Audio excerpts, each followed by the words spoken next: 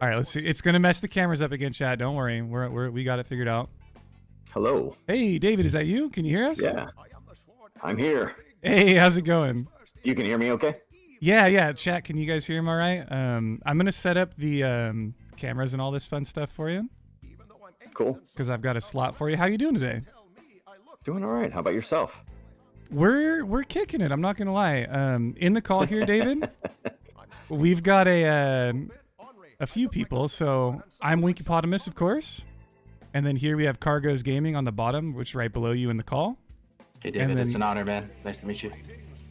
Thank you. And then over to the right, we've got Grays for Days as well. Nice to meet you, David. Who is we are all hardcore World of Warcraft content creators. I don't know if you've ever heard that before. I don't know if Go ahead. Go ahead. Keep going. I was just gonna say I don't know if you're familiar with the state of World of Warcraft right now with Classic WoW or anything like that. Or yeah, if, of course. If hardcore even ever crossed your mind with World of Warcraft, but that's what we're doing.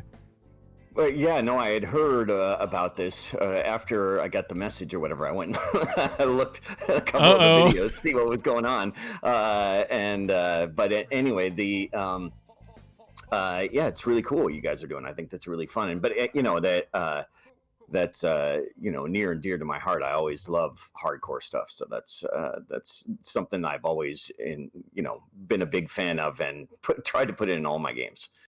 That is so. I've got like a million questions for you, David. Like when it comes to hardcore Diablo. But before we like jump into the questions and all the fun stuff, I just there's a lot of people in chat that may or may not know exactly what legend they're talking to right now. You know what I mean? Like, so is there any way that you could introduce yourself? Give people a little bit of an overview on who you are. Sure. What some of the things you've done in the gaming industry and. Just the typical overview. Yeah. Well, my name's David Brevik, and I've been in the video game industry now for 30 years. And my very first game was on the Atari Lynx. I also did, Sega Genesis and Super Nintendo games and things like that early in my career.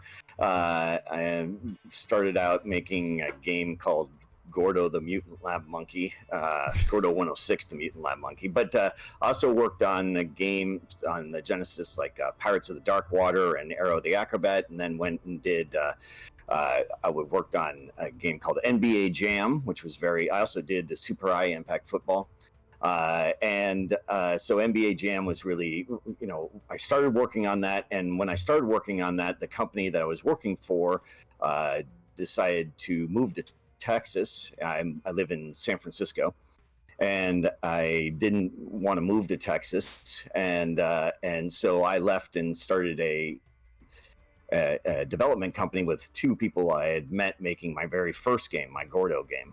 And the three of us made this company. It was called Condor. We were a developer, and we made several games, including some NFL quarterback club games, and as well as a game called Justice League Task Force, which was a fighting game with Superman and Batman and Wonder Woman and stuff like that, kind of a Street Fighter clone.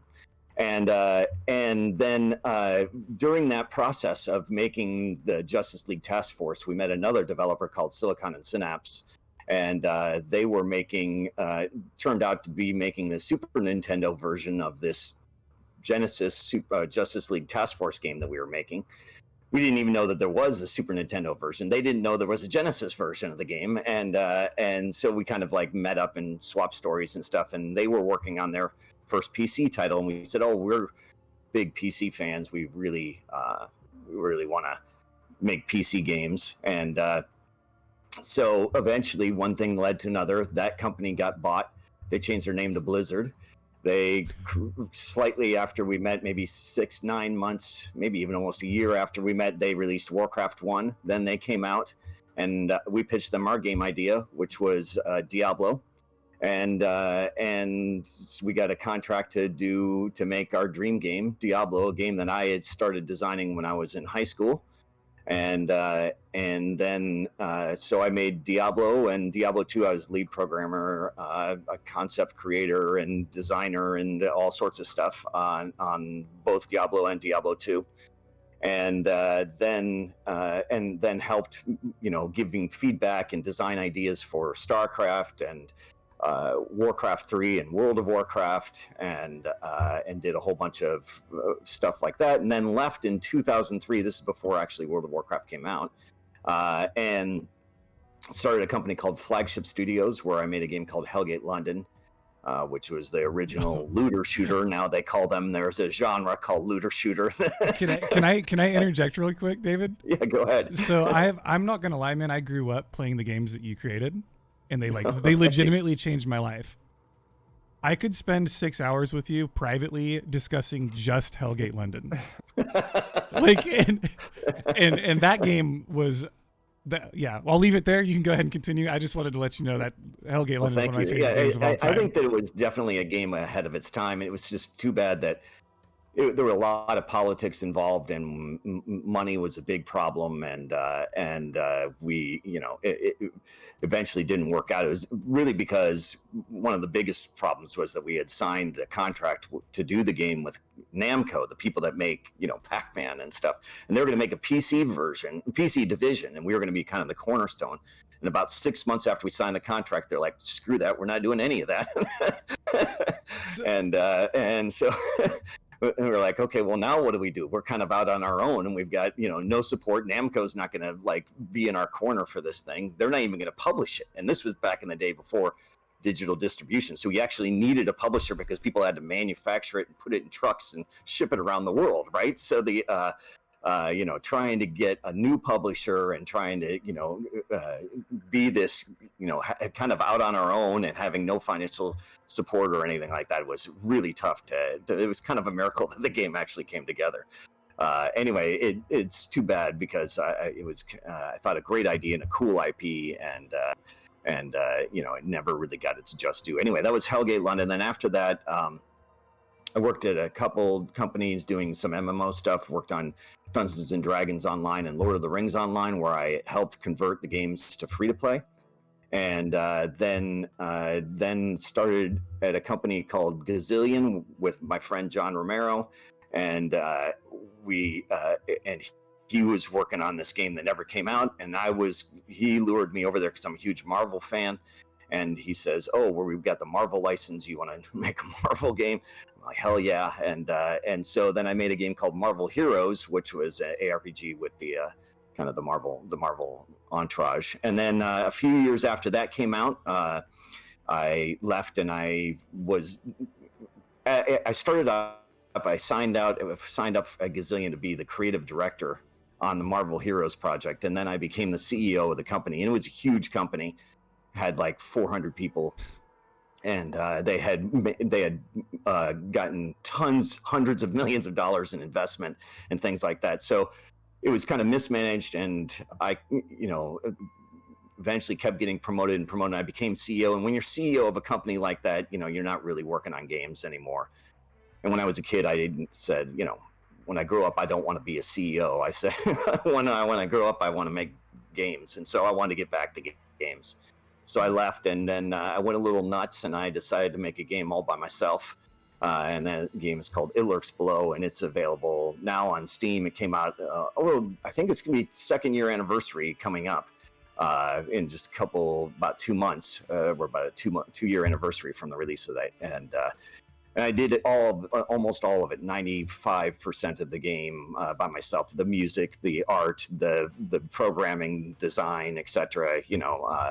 I did it all, and I really enjoyed that. And that's available on Steam and GOG, and as well as part of Xbox and part of the Game Pass thing. So that's kind of up to date now. Now I've got this Graybeard Games was my indie game company, and all the way from where'd you get the name? Kind of indie.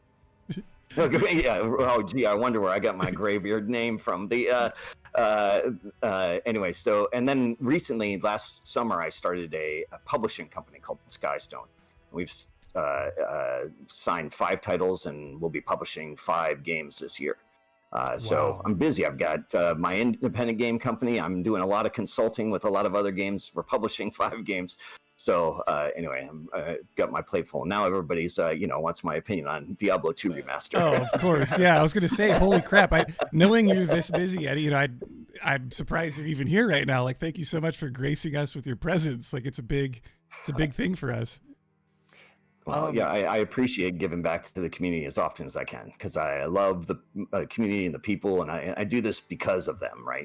If I could do this and still, be okay financially, I would do it for free because I just love games. That is amazing. That is absolutely amazing.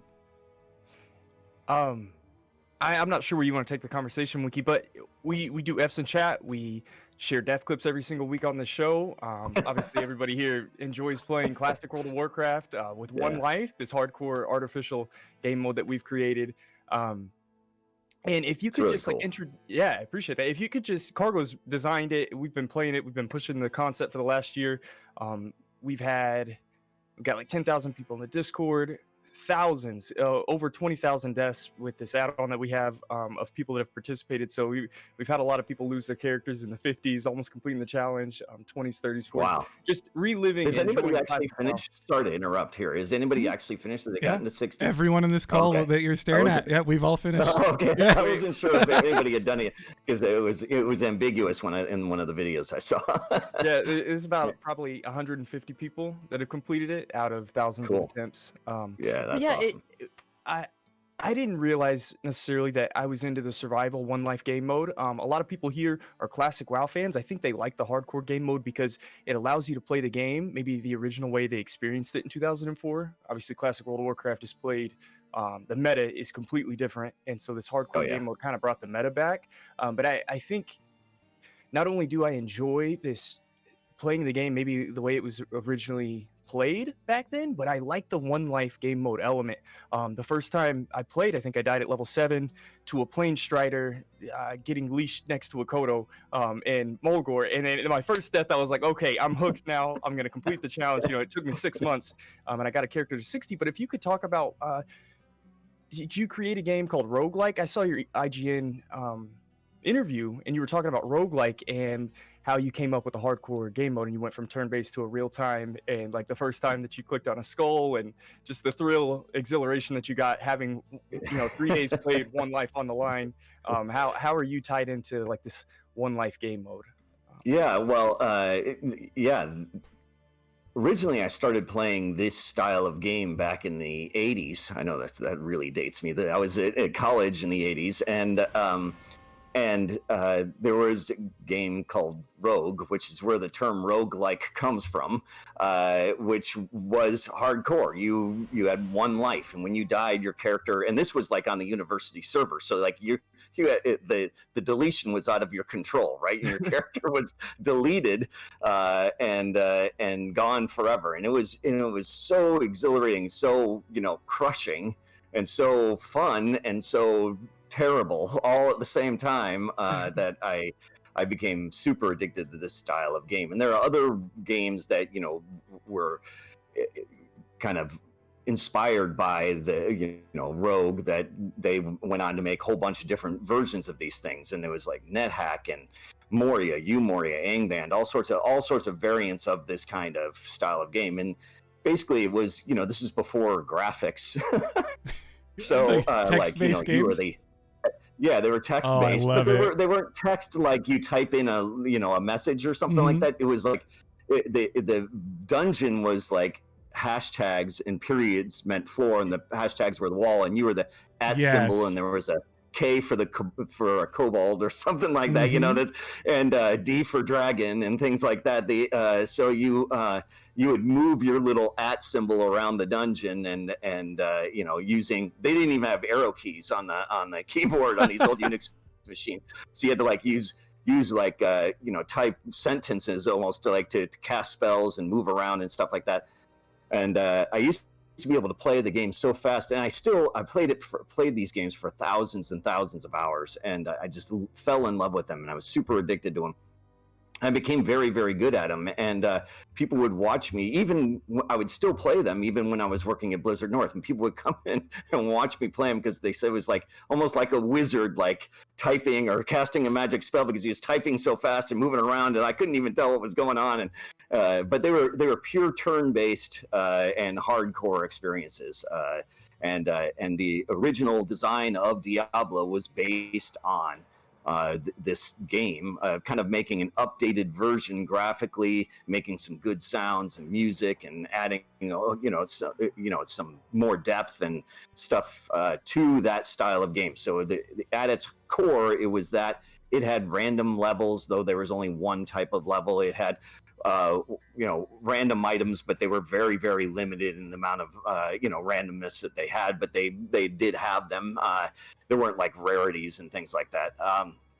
And so we kind of took that base concept and really kind of boosted it into the next generation, as we allowed you to not only graphically see what was going on, but then also be able to play over the internet and things like that. So when we were pitching the game, it was originally Diablo I was hardcore only.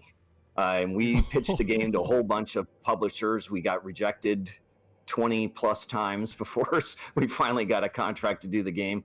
Actually, the original pitch document for Diablo is available on my website. So if you go to graybeardgames.com, that's gray with an A, graybeardgames.com, then you can see the original PDF of Diablo pitch document where it talks about one life, being hardcore, whatever. People sometimes refer to that as roguelike. They hardcore, there's a bunch of terms for the same kind of thing, that you basically have one life and it's gone. But that addiction was really what fueled my love for that kind of gaming, and it was really the passion that I played the thousands of hours of those ASCII roguelike games, and really was an inspiration for Diablo.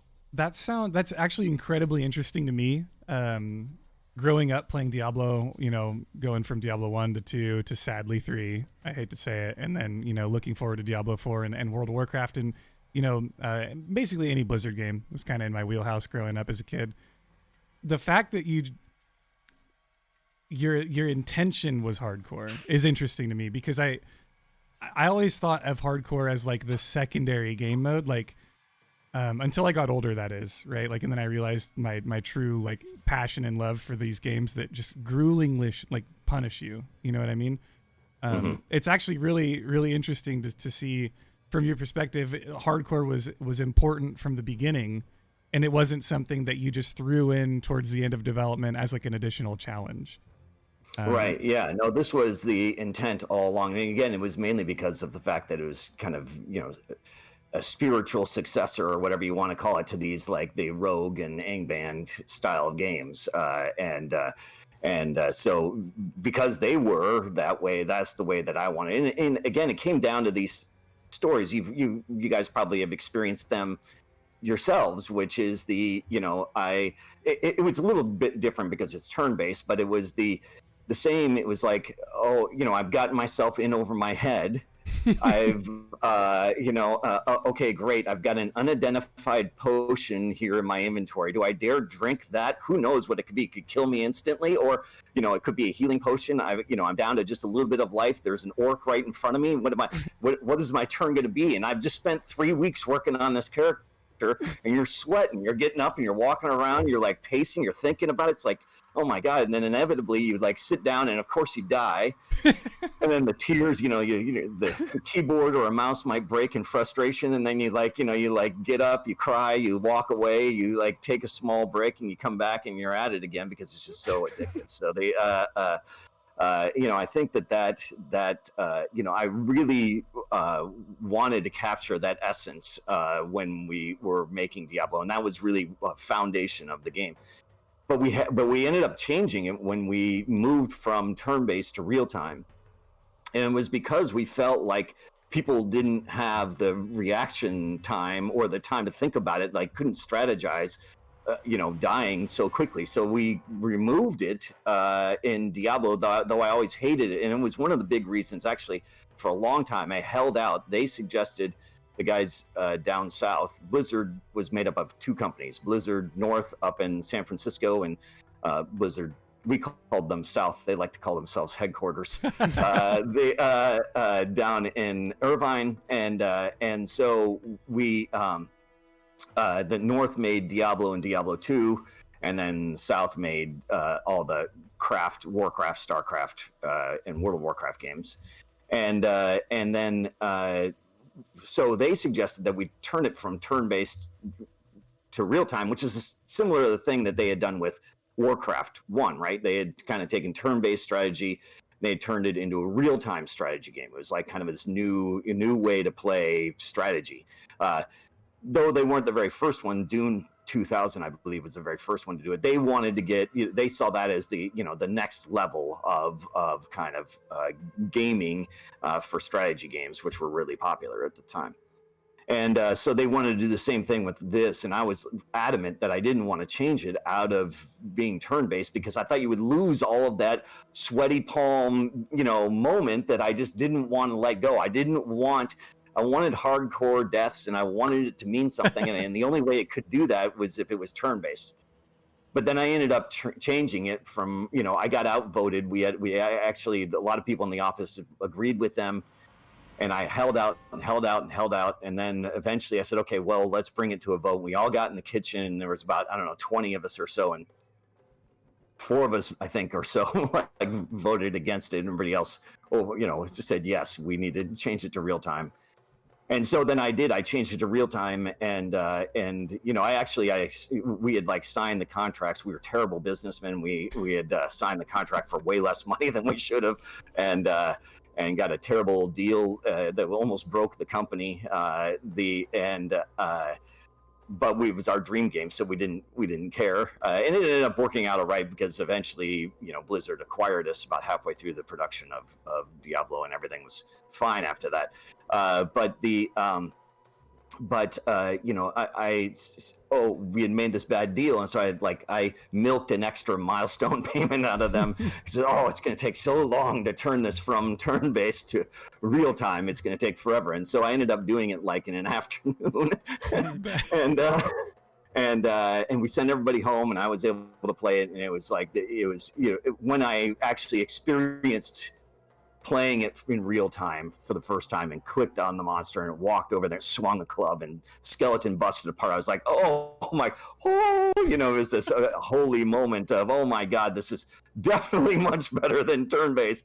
But now we have to kind of adjust our design to be it. So I was really sad that I was going to, lose hardcore.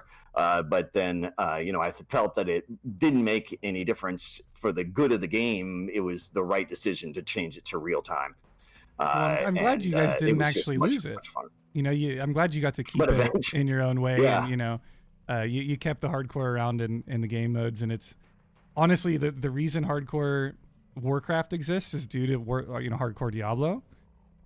Which, is inspired by a multiplicative of other games. For instance, one of my old, I grew up, my dad had a computer, and he had MS-DOS games. There's a game called Castle Adventure, and it's kind of like the game you were describing, where it's all text and symbols, and you're running through this you just use the arrow keys, you go through a symbol, and there's a T for a sword, lowercase t, and you pick it up. But if you died in that game, it would just completely restart you from the very beginning. And I actually never beat it as a child. I went back 2 years later or 2 years ago and actually beat it. But it's legitimately, I think the hardcore Diablo in specific, inspired not only a genre of games. I know that you said you drew inspiration from other games too, roguelikes and all that. I think that it hit all of the perfect points, and it has inspired hundreds of thousands, if not millions of people to even create their own hardcore challenge within games. There's Dark Souls is one of them. There's From Software's right. Dark Souls. There's people that do that game with no hits even. Yeah. It's a whole crazy category stuff called hitless. We've incorporated that into World of Warcraft recently too. Which is insane, Yeah, we had someone lose their run at 58.7. They took damage. It wasn't a no-hit run, so it was absorption. It was unbelievable. Wow. And it's crazy. We have this small community. this hardcore, we're not huge, maybe we're drinking the Kool-Aid a little bit too much, but we feel like we've kind of struck gold, just kind of the right time. It's created the right meta for WoW. Everybody, we encourage people to stream or record their content in order to get verified on the website. And what that's done is people have captured their clips live, and so with their face cam, it's been really good content. At any moment, it's easy to pick up, it's easy to follow. You tune into a hardcore stream, they have one life, someone's in the back of a cave, they've got 3 mobs on them. I've put a heart rate monitor on my stream before, and it's really good content. You're just always on the edge of your seat. Yeah, absolutely. So I'm curious, David, again, it's really nice to meet you. Sir, you're an absolute legend to so many of us. You've been in the games industry for so long now, 30 years, as you mentioned. Just kind of segueing off of what everyone else said, it'd be interesting to get your take on the industry as it stands now, like where it was, how it's come along, where it is today. Because a hardcore game mode is inherently like very unapologetic, to the end user, to the gamer, right? The game isn't really catering to you; it's making it harder on you, right? And we've been moving in some ways for many years now, towards games that are like instantly gratifying, and you just log in, you get the serotonin rush almost instantaneously. You just play for 20 seconds, then your attention span's fried, and you go and do something else for 20 seconds. And I don't know if we're drinking the Kool-Aid, and maybe there is a bit of a resurgence of some people trying to play games with those more hardcore philosophies in them. We're seeing a lot of retro games come back, older games come back, and just kind of to see, like, maybe, does a game need to be really unapologetic and hard for it to be good? Any and all of these questions, it'd just be so interesting to get your take on. Yeah, well, I think that the state of the industry it's in a kind of a weird spot. There are so many games right now. There are over 1,000 games released every week now. And if you count mobile, console, PC, combine it together, there are 1,000 games a week. You can't even keep up. I remember when there wasn't even 1,000 games a year, right? So the things like digital distribution and the advent of engines like Unity and Unreal and things like that make it a lot easier for people to make games and distribute their games and make money and things like that. So because of that, there's gaming has grown incredibly. Not only the amount of people making games, the amount of games that are out there, the amount of content that's out there, and things like that. And so it's kind of going through like this surge and ebb and a flow and things like that. And right now, I think we're in a state where, because there are so many games out there, there's got to be some kind of way that your game needs to kind of, shine. It needs to stick out in some way, because there's so much competition that if you don't get lucky and capture the audience right at the right time and the right audience, then you're out of luck. Then the average game now, by the way, on Steam in 2020, the median game made less than $4,000. So the fact is that audiences, they come and go, like you were kind of saying. People are in games, out of games, boom, like they're moving on from one thing to another. If this didn't satisfy them, they're just moving on to something else, and you have your moment to shine. So one of the ways that people are kind of shining is making the games, they're kind of challenging you as a gamer, like, you think you're a good gamer? Why don't you try our game, right? That our game is so hard that we guarantee you can't beat it, kind of thing, and a little reverse psychology, and it works pretty well. Like, I think that's definitely an audience that you can reach, and is popular. So I think everybody's trying to find their audiences in different ways, using whatever tactics they can to gain some kind of traction. And there is a huge conglomerate of people out there that love kind of a hardcore gaming experience, and if you can capture some of that audience, you're gonna make more than $4,000, which is good. Yeah, that's very good. So if you can't tell, David, we've got a pretty diverse cast of people here in terms of questions that we're looking for. Grace for Days is more of the World of Warcraft hardcore. He's gonna hit you with points on that. I'm probably more of the Diablo II mega nerd, like when it comes, like I've got questions. I've got lists of questions about like faster hit recovery and the date, like legit, like I'm trying to get deep, right? And then Cargo's, he's both, and he's a industry kind of guy. Like I was in a call with Cargo's earlier, I can't even remember, it was probably a couple weeks ago, and he was talking about how Blizzard North was like the bad boy group, like they were the cool ones, and then you had the South company kind of making some questionable decisions here and there. I think it's the first time I've ever been called a bad boy. That's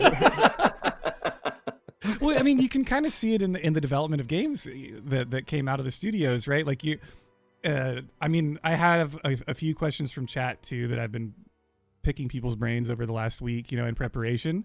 And there was a lot of questions that would come up about, when Diablo came out, there was a kind of a stigma, right? Like with the references to the occult and how dark the game was. And for me as a child, like I ate that. I loved that shit, right? Like that was my favorite thing. And like, is there anything like that sticks out in your mind from back in the development days or maybe post-release of Diablo 1 or 2 in specific that of like... Can I piggyback off that? Because you might be able to answer both too at the same time. Sure. Like something on art style.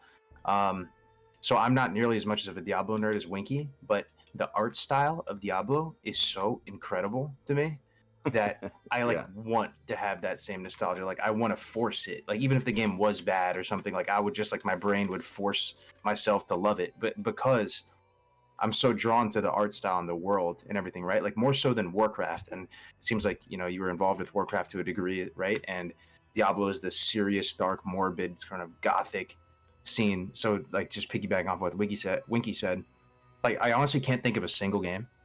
I swear I'm not lying. I can't think of a single game where I've felt more drawn to the art style and world and stuff and the thematics that you guys have. Like, how did you guys come up with that as well? Just this art style, this vision. Sorry, but it kind of ties into what Winky was saying too. Yeah. So I think that originally when we were pitching Diablo, one of the reasons we got rejected 20 times is because all the publishers firmly believed that RPGs were dead. They weren't selling almost at all. And so nobody was willing to fund an RPG because, their jobs were on the line for whether or not it would sell. And so they were pretty excited to reject us. But we were kind of like saying, hey, no, but no, this is not an RPG. It's not an RPG like you think it's an RPG. Okay. And so in a lot of ways, it was kind of this rebellious thing that we wanted to do. We wanted to make the anti-RPG RPG, and we would actually like kind of make fun of some of the way that RPGs would do things. Like you had to like at the time, press one key to actually, unsheath your sword or whatever, and then another to get into combat stance, and another to like, a button to, it was like 6 buttons in, and I might be able to like swing at a monster or something like that. And not only that, but it was like the character creation was like, 25 minutes or whatever. And it wasn't just like you were making, because you had to answer all sorts of questions about your history and all these kind of things. And like, so we drew inspiration from things like NHL 94. And NHL 94, it was like one of our favorite games. We had office tournaments playing this game. And one of the cool parts of it is that like I could press like 3 buttons and I could be checking people, right? And so it was like right away we were like in on the action. We wanted to kind of get that. And so in a lot of ways we're designing this thing to be kind of the anti everything that was RPGs at the time. And what RPGs were at the time were elves and dwarves and dragons and things like that. And we said we are going to be the opposite of that. We are going to be humans, and it's going to be gory, sick monsters because we're sick bastards. And so we were like, and there was kind of my motto when we were like making the game is that, yeah, this needs more blood, this needs more fire, was like my feedback most of the time. And so we wanted to really kind of push the boundaries of what kind of like bring in some almost, I'm a huge horror fan, horror movies, horror books and things like that. And I wanted to bring that kind of horror element to fantasy, right? I wanted to make it dark and scary and have undead and blood and like, and creatures and demons and things like that. And then once we had, the name Diablo, demons crept in, and then obviously, it's not a big leap to go to angels and devils, so like all this kind of came together to make this very unique Gothic styled RPG that really was kind of out of nowhere. Like nobody had really done that kind of style of game before. And but it was really driven by our need to be the anti-RPGs when we were designing it. That's awesome. Can we talk about the name? Actually, you mentioned the name Diablo inspired a lot of that. Yeah. Cargos and I, we can look out our bedroom windows and see Mount Diablo. Yep. And I remember, I think I listened to something with you in it a while ago, like maybe last year even, that said the Mount Diablo was kind of an inspiration for the name.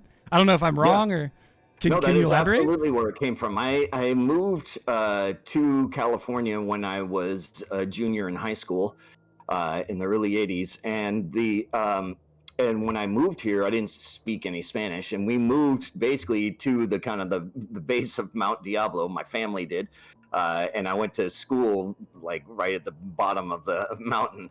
And then once I found out what the name meant, I was like, oh, someday I'm going to use that in a video game, and that's going to be. And so like I started designing, like when I was a junior, I started designing my game called Diablo. It was an RPG, and it was and so that's really the name came from the mountain. And it was just, I didn't speak any Spanish, and I thought it was really cool when I found out what it meant. And maybe it was like, I don't know, there was a little bit of like a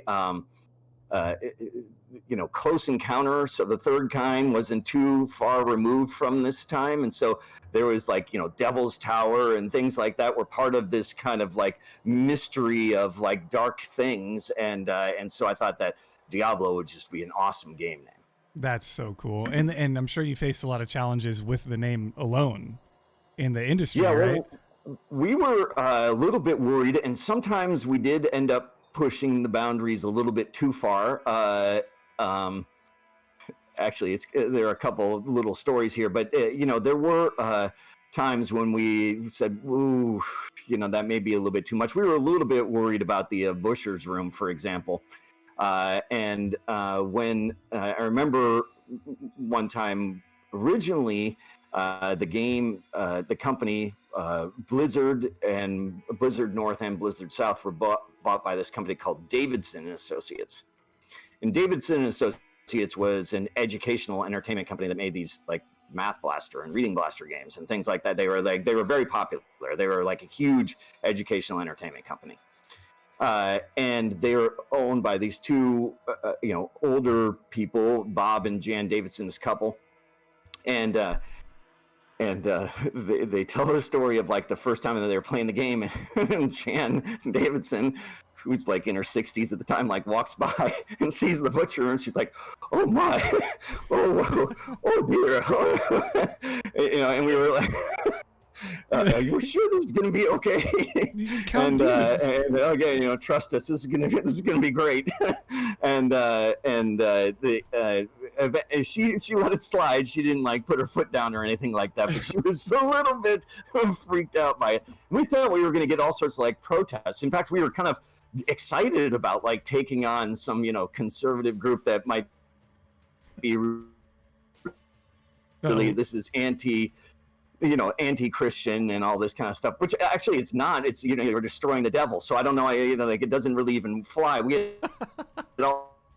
all of our ammo, like all of our bullets were kept in the chamber. We didn't have to use any of them, and so it ended up being fine. But one of the things that we did end up doing, one of the things we did end up censoring was actually the box for Diablo II. Really? Diablo II, originally, the painting was done by this famous artist named Brahm. And the original painting had the hood was pulled back a little bit further, and there was a hole right here in the skull where the soul stone would have been. Mm-hmm. And it was kind of this hole in the center of the forehead. And then right around the time that we were going to release, unfortunately, the Columbine massacre occurred, and we were really afraid that people would see that hole and think it was a bullet hole. on the cover of the box. And so we ended up having to adjust the painting and bring the hood down and cover up the hole to make it so that it was gone. So that was one of the only things I can remember that we kind of a strict example of editing something was the box for Diablo II. Yeah, that's insane. You can see the original image on Google. It's great.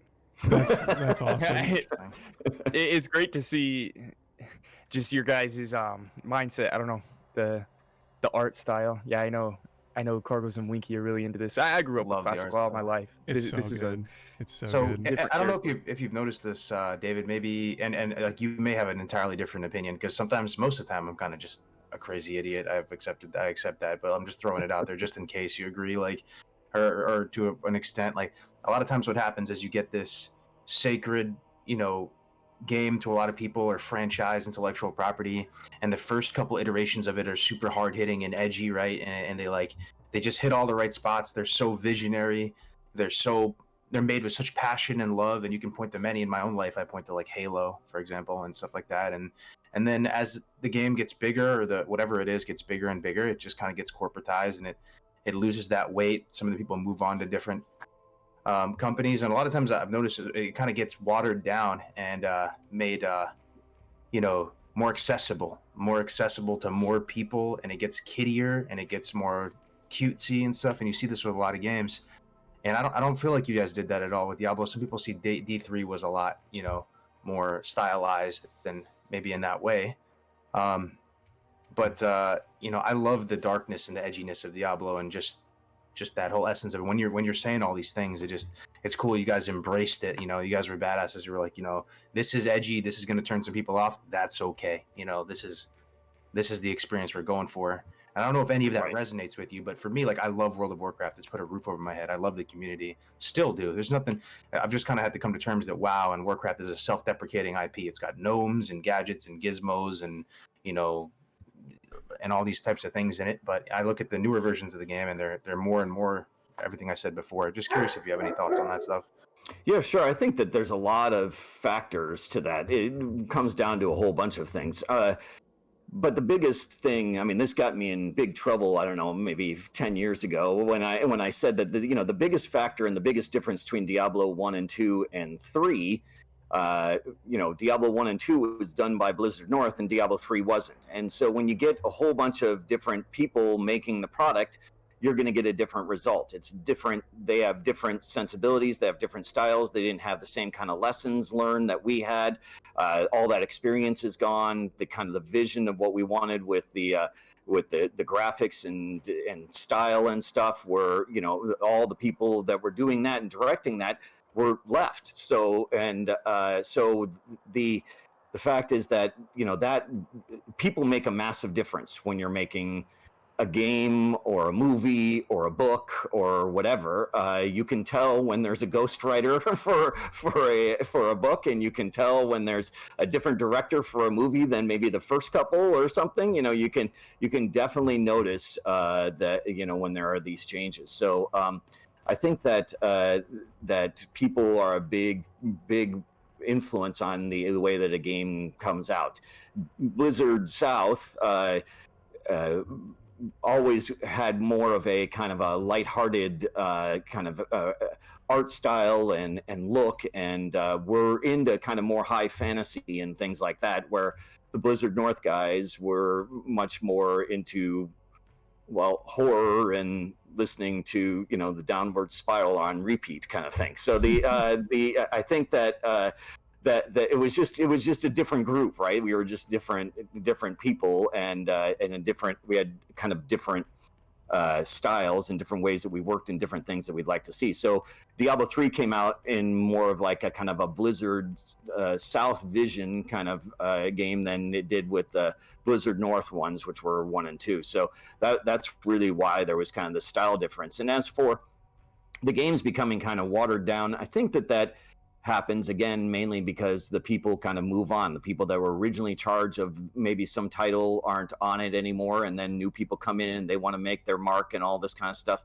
but they don't want to they want to make sure that they have their audience and keep their audience, and they got to kind of got to make sure that they can do whatever they can to kind of keep the audience going, and sometimes that means not taking chances. So I think that's a great point to honestly like kind of segue into. I'm sorry, David. I told myself I wasn't going to ask you this question because I read your Twitter, right? And it seems like as of late, especially after BlizzCon, you have been bombarded with questions about David, what do you think about Diablo II remastered? How do you feel about Diablo 4? Are they keeping your vision? You know, is this something? Is Diablo II Resurrected going to be the same Diablo 2 that you created a long time ago? Right? Like, are they staying true to the path of Diablo? And I know you answer those all the time on Twitter and all that, and you have wonderful. Anyone that doesn't follow David on Twitter, you guys need to do that. It's really, really great. I was spamming your links earlier. I'll do it again throughout the show as we go. But yeah, how do you feel? If you want to just kind of like lay it out there, we can even go over it really quick because I'm sure you're tired of asking this, especially after BlizzCon. But are they sticking true to your vision with Diablo, and how do you feel about it? Well, I have very mixed emotions about it. Yeah. Oh, yeah. I should Honestly, also say this is F's in chat. We drink beer, we cuss, and we're kind of no holds barred. So if you have a hot take, don't be afraid. We're not going to hold it against you. You know what I mean? Well, yeah, you might, but it ends up on the internet. So yeah, that's true. That's true. But in a lot of ways, it's. I'm super excited to see that there's such a huge audience out there for Diablo, and there's such rabid fans of the franchise and things like that. It makes me so proud of what the team accomplished, right? We worked really hard. We had some extremely talented people that all came together at the right circumstances, right time. We were young and eager, and just like we really, solidified into an amazing team that created something special. And that, those are kind of like once in a lifetime kind of gifts. Like if you're lucky enough to be a part of something like that, then this is why I do a lot of these things. It's like I feel so fortunate to have that as part of my life. It's like I just want to give back. I don't mind talking about it. I don't mind answering the questions. I'm one of the fortunate ones that had that as part of their career, right? If you're a famous musician who makes one super awesome album, you're still going to be famous for life. And you're like, hell, I made one super awesome album. What have you done? It's really great to have that as part of my life. And even though it wasn't just me, there was a huge team that worked really hard on it.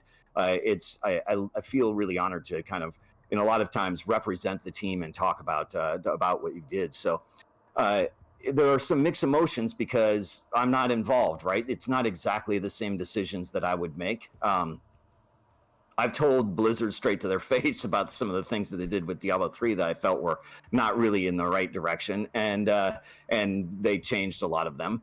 And then I feel like with Diablo 4 in a lot of ways, it feels a lot like a game that I would design. And in fact, I kind of almost did design a similar game. It's called Marvel Heroes, that has a lot of the kind of things that they were talking about that they were going to incorporate. That kind of like these, a kind of a hybrid between almost, it's an ARPG, but it's got some MMO-ish elements where you see other people and it's more of a community thing. And there's like,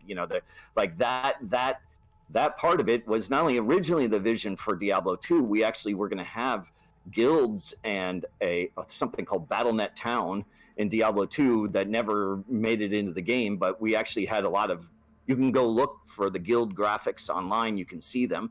And we had this BattleNet Town, which was basically what you see a lot of ARPGs do these days, which is like, Path of Exile or something, where you come into a hub and you see a bunch of other players and then you go off into your game. And it was the same kind of thing. We called it BattleNet Town, where you instead of going into a chat room, you just went right into the world and you never left the world. I felt it would be more immersive to always be in that place. And that was largely inspired by EverQuest, which I was playing a lot of at the time. And so I think that that there's all of these things that kind of come together to make me excited that there's more Diablo, but it's a little weird because I'm not involved, right? You know, I'm not involved at all, and I have no say in it. I have no say, you know, whether or not I would do something the same way or not. All I'll say about the Diablo 4 thing really is it seems more like a game I would design than Diablo 3 did. As for Diablo 2 Resurrected, you know, I'm super excited about what they're doing. I think that team is super talented. And now they got acquired by Blizzard. Vicarious Visions, I think is what they're called, and they make that Tony Hawk remaster, and that was really well done. And they've done some other remaster things, and they're kind of experts at doing remasters. And it's the questions and stuff that they answered that I got a lot of feedback from a lot of people. It seems like they said all the right things, in my opinion. Like when you're doing a remaster, there are some hard choices you have to make as a company because the game is 20 years old and games have changed and people's expectations about how a game should be and not be have changed. So there's kind of this line of, well, what do you change? How much do you change, or how much don't you change? Like, for instance, here's an example, stamina. Stamina in Diablo 2 is kind of a useless stat. It is really important at the beginning, and then eventually it's like not even a factor in the game. So why have the stat at all? Because it just punishes the new users. That's true, and there's a lot of add-ons that actually remove the stamina requirements early game as well. I believe Path of Diablo is one of them. you could see how that would be something that they would be interested in changing. But then you start to cross this line of, well, how much do we change? How do we start rebalancing a few of the items? Do we start adding some new items? Do we instanced loot? Should we have instanced loot or not? I mean, that's kind of a modern thing. You know, I really hate playing with Eric Schaefer, my business partner, because he's a freaking Hoover. He like goes in and I like killing everything. He's picking everything up. I don't get any loot. And you know, so they you know, there are a lot of these tough decisions. So they go down this road of like, and then what some people would say, and other people, there'd be a bunch of people up in arms, you know, about the changes, whatever change it is that they're making. If, hey, we're removing the stamina bar, probably universally probably loved, except for, you know, that like hashtag not my Diablo would be trending. It would be the, you know, so they're kind of in a tough spot. And so I think that they're handling it the right way, which is we're just changing the graphics, right? There are a couple minor tweaks that they're making.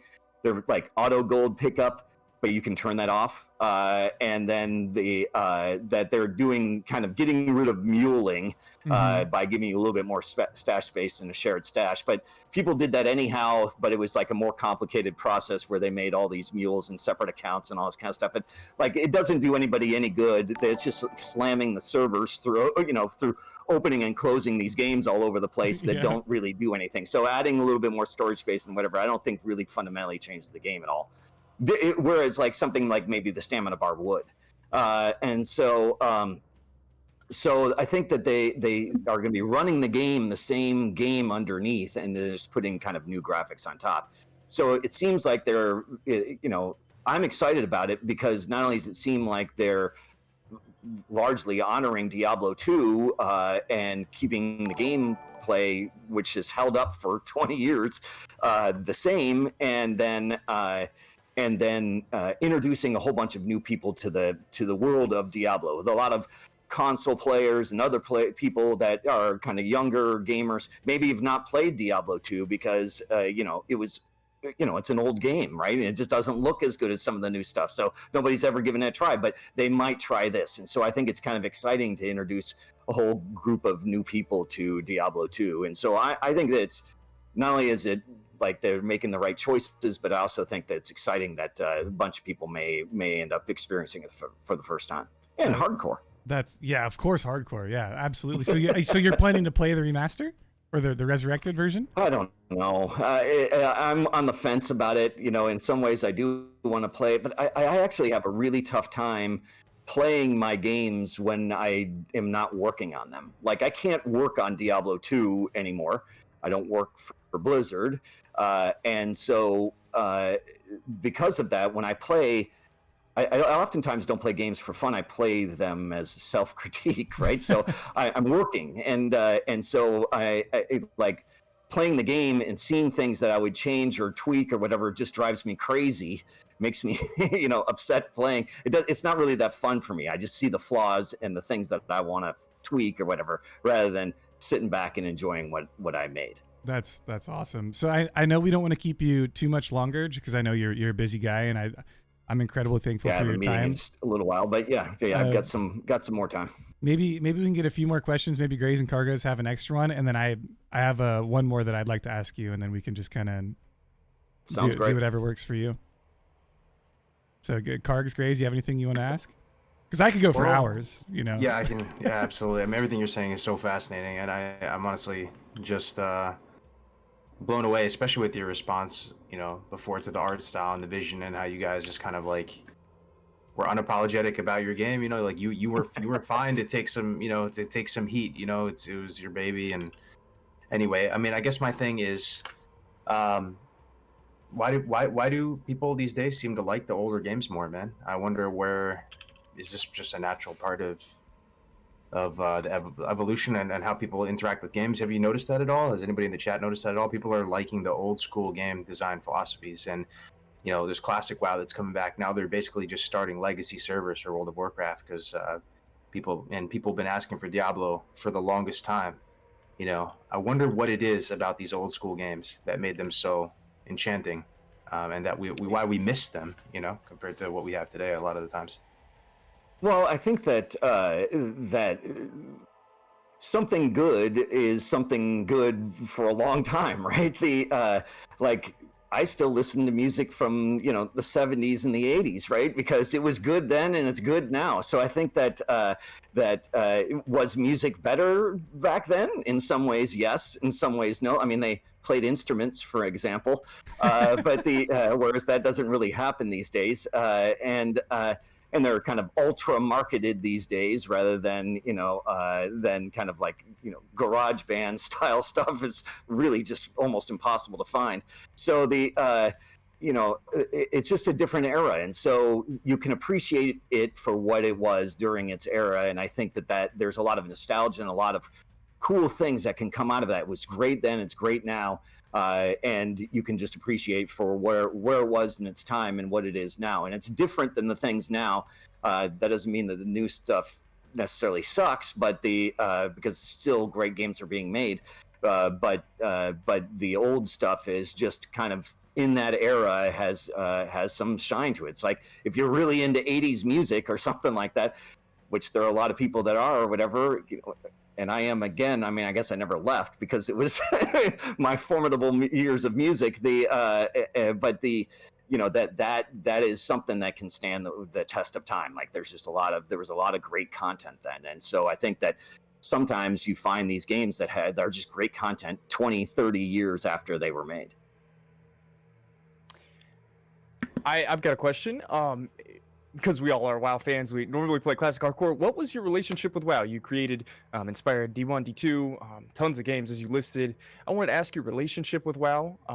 Maybe what the One Life game mode, hardcore game mode, was like initially, if that was ever brought up, you heard about it, around the round table, just whenever WoW was being developed. And then, like, what does hardcore mean to you? Maybe if you can, if we're replicating hardcore in World of Warcraft, kind of like you experienced in your MUD games, or just Diablo originally. Because I thought that D3, I played hardcore recently with these guys. I was thinking that the hardcore game mode in D3 was going to be similar to WoW, and they just kind of played completely differently. You could change the game modes. You're supposed to up the difficulty as you get better gear and stuff. But the hardcore mode was different in D3, obviously, compared to classic. And so maybe, are we capturing the essence of hardcore, this One Life game mode, or what does hardcore mean to you, maybe? Yeah, well, two things there. First, with World of Warcraft, I was president of Blizzard North, and so they were making it down south, and Alan Adham, who was the president of the company for a while, and then Mike Morheim became the president, and he was mainly working on design. He was kind of like, I guess you call like chief creative officer or something like that. Like he was mainly working on design things and like that, and he was heading up WoW for a while, doing a lot of design work and things like that on that. And Alan and I would chat all the time about all sorts of design things for World of Warcraft. So I suggested all sorts of things, not only for Warcraft 3, but for World of Warcraft. I was playing incredible amount of EverQuest at the time, and I love that game. I still love that game today. I last year I went back and I played on the EQ99 server. So it was, speaking of kind of like retro gaming, and just really loved it. I loved that experience. I loved the world. I loved the immersiveness. I loved how freaking difficult it was. You know, I remember losing my gear and like having to delete my character because there was no way I was ever going to get it back. And like, you know, like I had spent a week on the character or something. So, you know, it had a lot of kind of like hardcore kind of experience, even though you didn't permanently die. It definitely there was such a huge penalty that it felt almost hardcore.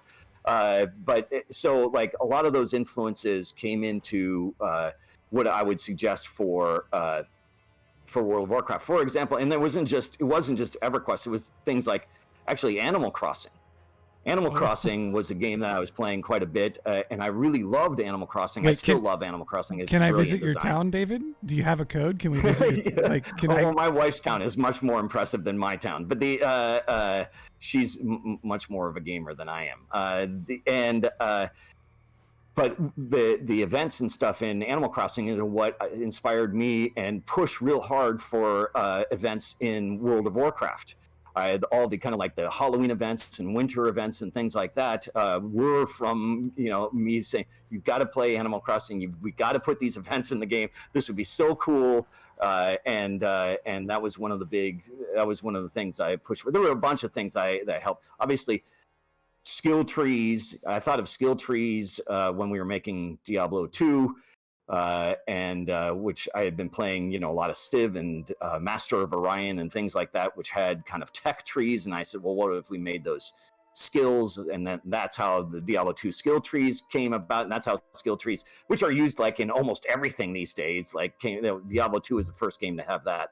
And then that inspired kind of the talent trees and things like that with World of Warcraft. So and then things like exclamation point above the head, that comes from Diablo. One of the things that we used to joke about, like I remember this dinner that we had in Mazatlan, we would have these offsite meetings once a year to talk about all sorts of stuff. And it sounds really exotic, like we're going to Mazatlan to, like, you know, goof off as executives but we would sit there and we literally argue about e-registration all day while parasailers went by on the beach.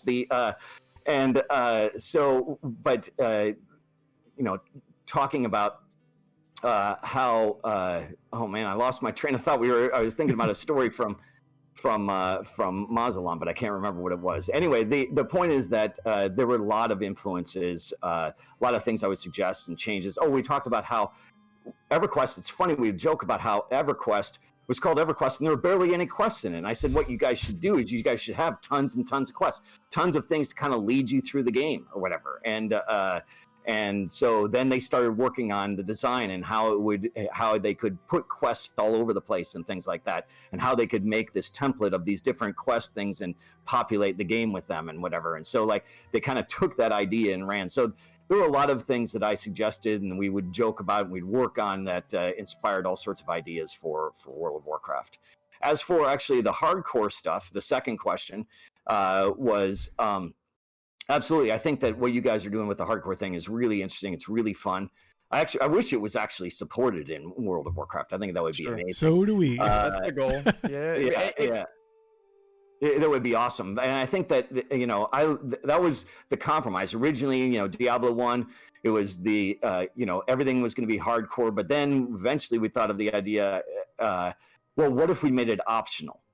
And then we kind of argued about it. And they said, well, we don't want to make it optional right off the bat because you get this kind of like, you know, I don't know, me tough gamer kind of like thing. I can handle hardcore, and then they play it 3 times and they die and they never come back. So we said we're not going to make it available until you actually beat Diablo. That was originally the design, and then it becomes available. It's another thing to kind of unlock when you've beaten Diablo. At least you can play the game, in a new way or whatever. And that was kind of like the compromise. Hey, it is in there, but it's an option, and you at least have to experience the game without it before you get you get in over your head. And so so I think that it adds so much to the game, adds so much to replayability. I love hardcore in almost every game that I play. I put it in my latest game, It Lurks Below. You can play hardcore in that, and so it is there's. I think hardcore should be in a lot of things. I think it's a great option, and I think what you guys are doing is really fun. That's amazing. It's funny you brought up talent trees. Ever since playing Diablo, I actively hate games that don't have talent trees. And it's just one of those things that's been ingrained in me since a young age at this point. I think I was 12 when I started playing Diablo, or maybe even 9 years old. And I can't handle games without talent trees now. It's like I feel like there's no customization to my character, and you're just kind of playing a copy paste. Oh, level 9 you get fireball, right? Like it's just kind of lame to me. And I hate the direction that Warcraft went by removing them. But that's like a winky. Me too. We'll talk later about that. There are a couple directions about WoW that I didn't think were great, but that's among them. So I have a last question. Then I'd like to give you an opportunity to tell people where to find you and stuff like that. And It Lurks Below is amazing. I think everyone should be playing it. I downloaded it. I've been nonstop playing it. It's amazing. And I'm sure you get a lot of comparison to like Terraria, because it's similar graphically and stuff like that. I hate Terraria. I absolutely hate it. I love It Lurks Below, like legitimately. Right. Well, thank you. Yeah. It looks like Terraria, but plays like Diablo. Yeah, exactly. And it's so ridiculously in depth. Like the stats on the item, it's just ridiculous. It's great. I love it. But my last question for you is, people ask me a lot, because I'm a very large advocate for Diablo II specifically. When it's a friend of mine that's never played Diablo or something like that, everyone always asks, well, Winky, what makes it better than Diablo 3?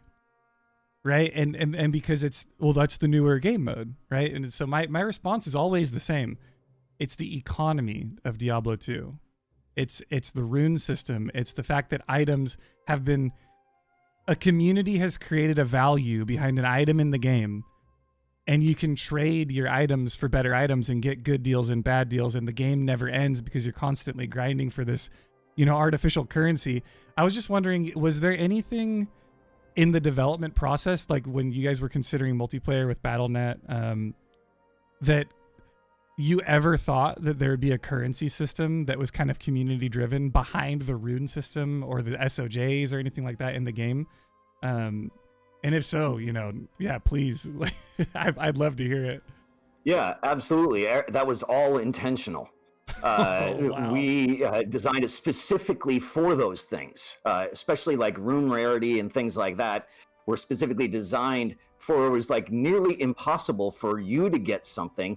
But the fact is that the odds were that somebody would get them, even if the odds are astronomical, like a 1 in a trillion, that it's going to happen, right? There are there are 100 billion monsters killed a day. The trillion's going to come up sometime, in the next month or so. And so, that means that there's going to be one on there, and it's going to be valuable. And so it was absolutely 100% intentional that we would have rarity on there, and that it would create an economy of trading. And that's why we had trade channels. That's why it was all absolutely 100% on purpose. And we thought we had designed the same kind of things for Diablo 1. But with the fact that it wasn't client server meant that there was just rampant cheating, and we knew that we kind of blew it, but we didn't fully realize how much we blew it when we made Diablo 1.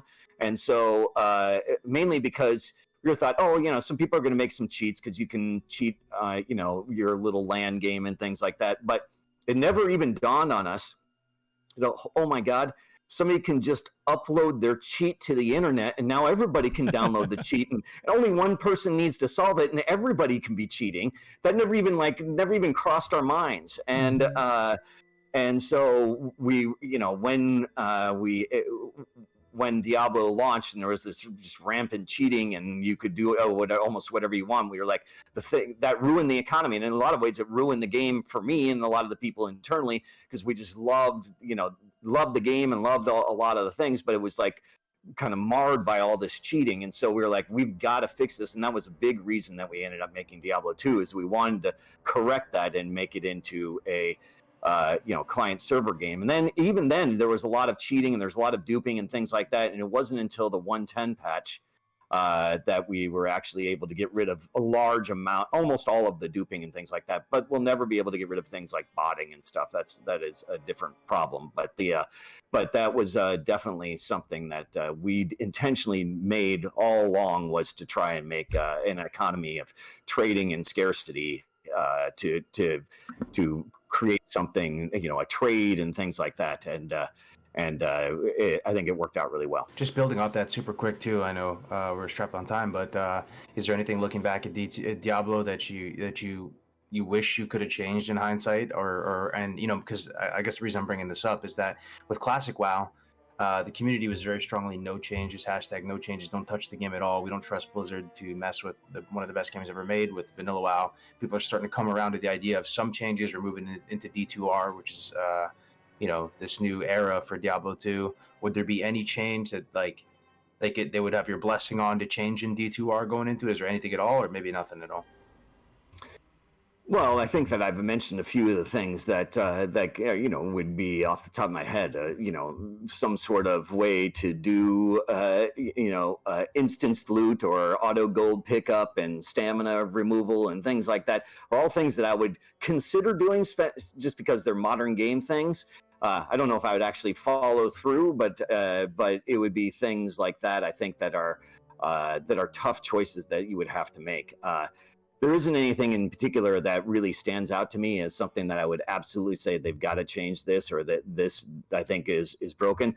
I mean, some people would say some of the rune words are broken, and if you get this one rune word, then that's then the ladder doesn't mean anything, and people want to remove bots and stuff like that. But all in all, I think that for the game, for the time, and for the amount of actually the years that we've developed it, it's really stood the test of time, and I wouldn't want to mess with it too much. Gotcha. That's amazing, David. Well, hey, I think I speak for everybody in the chat as well as in the call. We sincerely thank you for coming here and spending your time with us. I know you're really busy and you've got other things to do today, but it's actually incredibly refreshing hearing from you. It's like a multiplicative amount of things. The fact that you think hardcore World of Warcraft is cool is amazing to us, because we're all nerds, and we all literally spend our free time dedicating hundreds of hours to characters that we delete. So it's just one of those things. I think it's kind of a personal.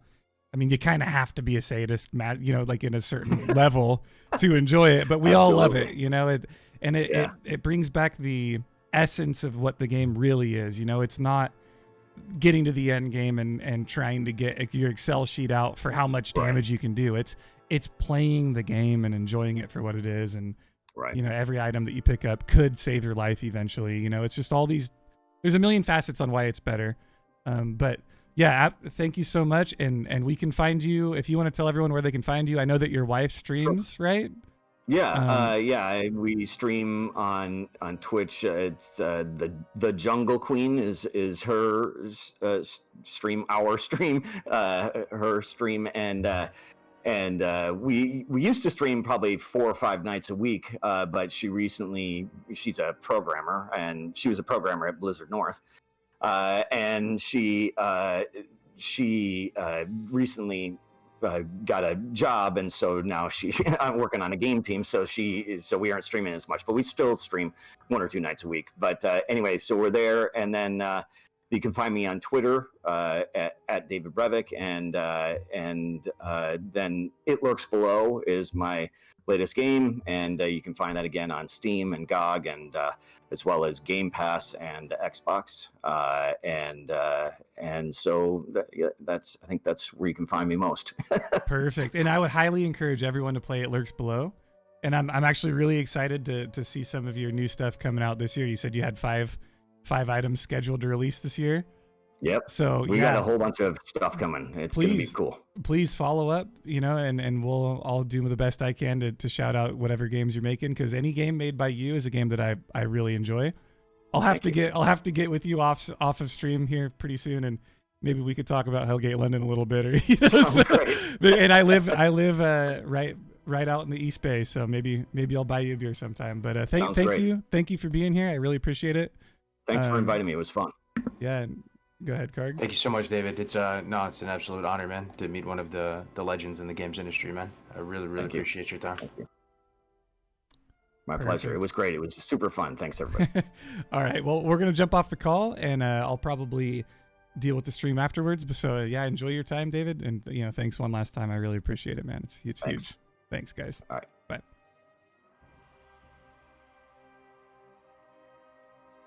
Well, chat. How'd we do? Did we do all right? You think we're good? Yo, chat, David is amazing. He's such a great person. I had no idea. I had a pretty good idea. Pretty good idea that David was a person, guys. Sorry I couldn't get to all of your guys' stuff. Cap City, thank you so much for the 100 biddies. I couldn't get to all the questions, guys. I'm sorry. David is an incredibly good interviewer, meaning that he knows that he's primarily the one talking. So sometimes it can be hard to get in those, rapid fire questions. But maybe we can have him back at some point in the future. Maybe he wants to play hardcore WoW. I don't know. You never know. But yeah, thanks for being here, everyone in chat. I really appreciate it. I saw a bunch of love come in. We got Tyrannosaur with the host. Everyone's resubbing. Cyto Soldier. You guys are absolute champs. Nom Nom came in with the resub for 6 months, you guys. So chat, here's what we're gonna do. F's in chat next week. We're gonna do all the death clips from this week and next week, because this week was kind of taken up. And I think it's an understandable thing, guys. I think this is a once in a lifetime opportunity for us as a community to hear from one of the people that created hardcore in general. So I hope you guys understand. I really do. We're going to do the death clips next week. And I think what we do now is we throw a raid to somebody.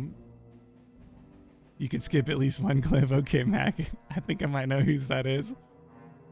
But yeah, thank you guys so much for being here. You guys literally are making dreams come true. Be sure you guys please support David. I don't know if you guys agree. I think you do. He's one of the best developers in the world. He's come up with some of the best games I've ever played in my life. He changed my life.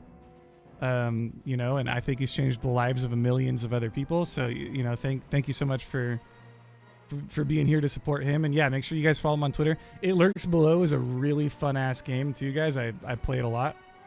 I'm a huge fan actually of It Lurks Below.